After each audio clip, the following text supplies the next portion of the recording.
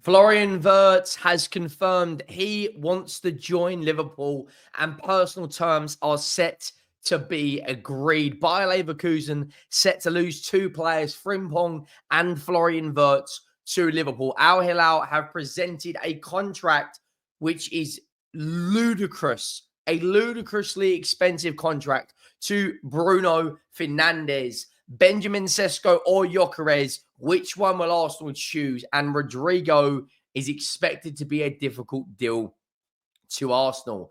Everton have presented a proposal to Liam Delap. And who will Tottenham choose as their next manager? Or will they keep Ange Postecoglou? Make sure you go down, drop a like on the video if you haven't already.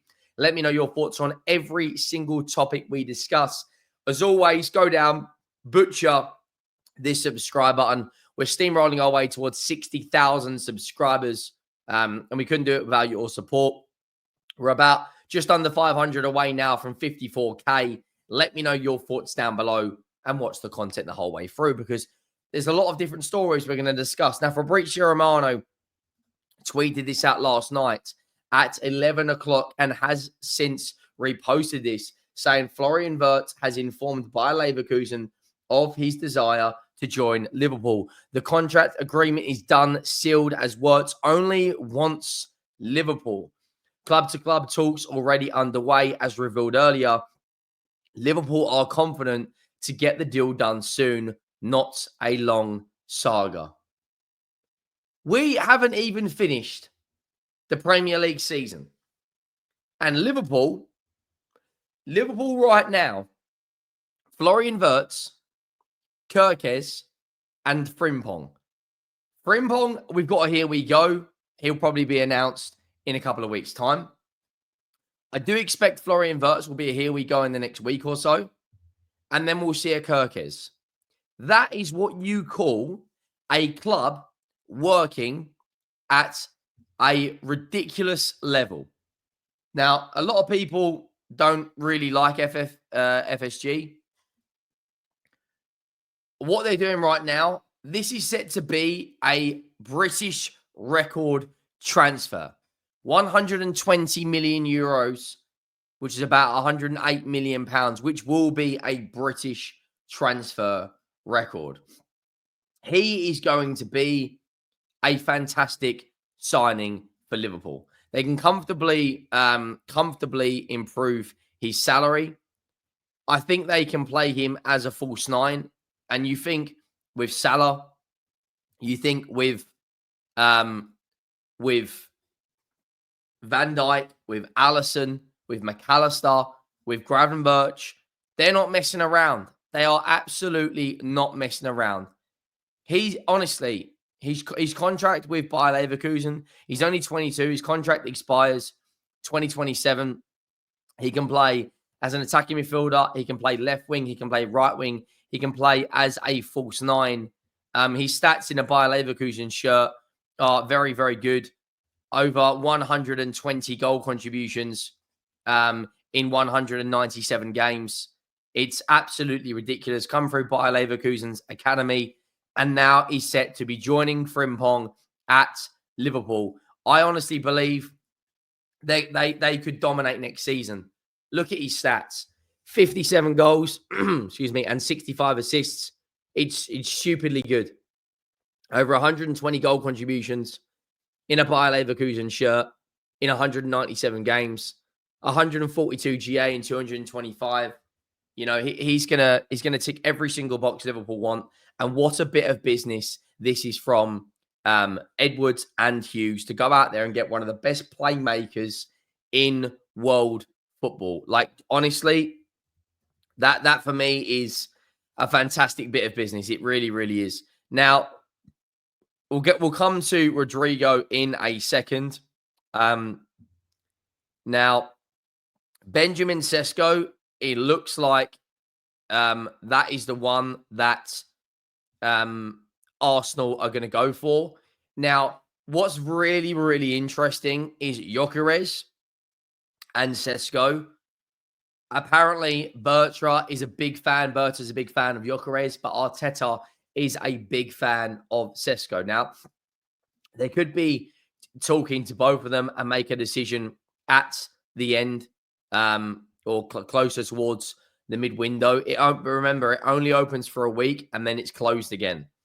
Arsenal are in talks to Benjamin Sesko deal. Arsenal could sign Benjamin Sesko instead of Victor Gyökeres this summer. Both prolific players have been heavily linked with the Gunners for some time now, with a number of their top Premier League rivals. There is speculation that manager Mikel Arteta and new sporting director could favour a different striker, with the former said to be keen on Sesko. Sky Germany report that Arsenal are now in concrete talks with RB Leipzig over the Slovenian international, who has scored 21 goals in 45 appearances across all competitions. A deal is said to be on. I think, and I've said this before, and I've said this for the last couple of weeks, that I personally believe Sesko is, out of the two, probably at this stage more likely, but I do think Victor Gyökeres is a better fit for what Arsenal want and for what Arsenal need. They need a strike. If you see Liverpool out there going and getting Wirtz, going and getting Frimpong, going and getting Kirkes, I mean, the rest of the Premier League should be terrified at what Liverpool could do next season. Genuinely, they may go and win it all. They may go and win it all. Genuinely. With what they're doing this upcoming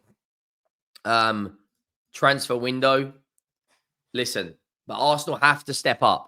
They have to step up now if they want to go and compete with Liverpool and City for the title. Now, Florian Plettenberg has said in the last 40 minutes, the Bayern president, Herbert Hainer, has confirmed the club have been formed, that Florian Wirtz is leaning towards Liverpool.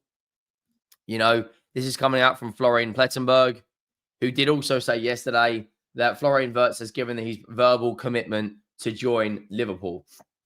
He's followed it up with another tweet. So it looks like Florian Wirtz is going to be a Liverpool player imminently. An hour ago, he also tweeted out, Bayern are keen to reach a swift agreement with Liverpool over Florian Wirtz. Understand there are discussion around the deal that would involve Liverpool paying a transfer fee and Leverkusen also receiving an additional player from Liverpool.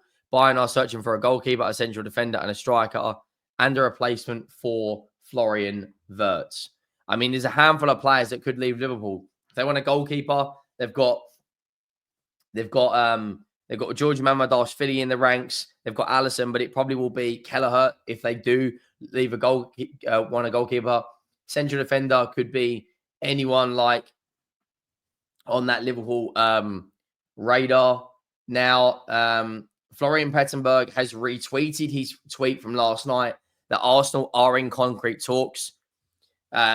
So look, it's going to be very interesting if they pay the €80 million deal. I think, I mean, that's a lot of money for a player that's, what's that, £70 million. But after all, Arteta did want this guy last summer. So he's, at this moment in time, he's probably more likely, unless we, hear anything else in the coming days. It looks like it's going to be, Sesko. Now, Florian Plettenberg from Sky Sports Germany has said a move involving Rodrygo and Arsenal is proven to be very complicated. There have been no talks in recent hours. The biggest issue is his wage demands, reportedly €10 million a year. Arsenal are not prepared to go that far. Rodrygo is willing to leave Real Madrid if the right offer comes in. Now, there are players on the Arsenal wage bill, Gabriel Jesus, Zinchenko, Thomas Partey, Declan Rice, Kai Havertz, Odegaard. A lot of them players are on similar wages. If they miss out on a player like Rodrygo because they're not willing to match his wages, then I don't necessarily know what the alternative option is going to be from Arsenal. If they go and get a Sesko and a Rodrygo, or a Gyökeres and a Rodrygo, or a or Nico Williams, I said yesterday, and I will say it again, I do personally feel that at present, it's more likely right now that they go and get a Brian and Buemo than a Rodrygo. Now, we know how good of a player Rodrygo is, but they're going to, it looks like they don't want to match his wage demands. Now, I think that is absolutely insanity because there's a lot of players right now on that sort of money. Now, Ben Jacobs has come out saying breaking Chelsea are not exploring a deal to sign João Pedro. They have not held any talks for the Brazilian. Again, like a lot of other Premier League teams, I think Chelsea need a more prolific number 9.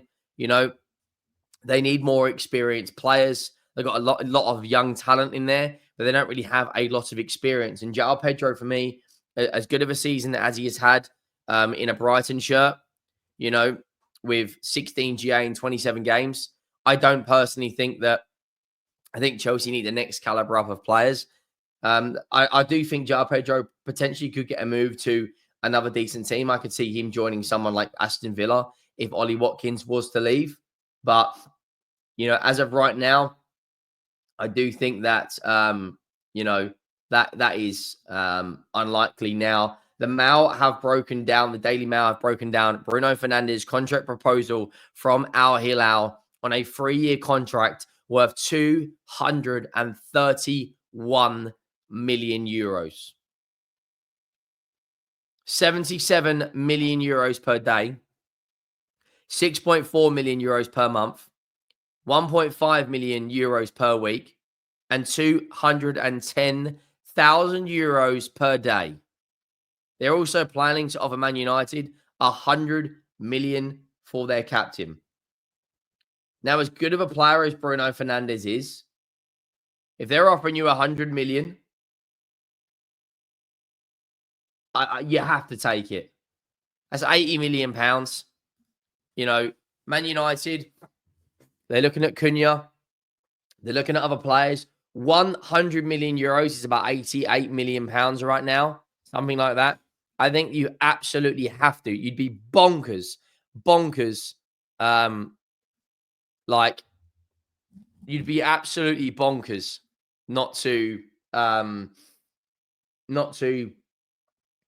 take that. Surely. You'd be absolutely criminal. 100 it's not even that, sorry. 100 million pounds. I've just realized. It's 100 million pounds. I thought I said euro for a second. You have to take that. You have to. Put that 100 million with the money they've already put aside. Players like Cunha coming in. No European football may actually be a positive for Manchester United. ESPN have come out and said Alejandro Garnacho is increasingly likely to leave Manchester United this summer after being disillusioned at his role under Ruben Amorim. Now, you got to think, Alejandro Garnacho is heavily linked to Chelsea back in the January window, and they did have 50, 60 million pounds put on the table. So it's going to be interesting to see what happens. I do think he will leave because when you see this man potentially coming in, I don't understand where Garnacho's place is going to be, especially with less games next season. Cunha is still happy to join Manchester United this summer, despite their failure to qualify for European football next season. And I do think that Cunha is going to be a very, very good signing for Man United. He's had a good season with Wolves. You know, his stats overall, 21 GA in 32 games for Wolves is very, very good. And I do think that's going to be a good sign. And our last topic is Ange Postecoglou and Tottenham. Ange has given us the greatest day in our recent history. We are Europa League champions. We are going to be playing in the Champions League next season.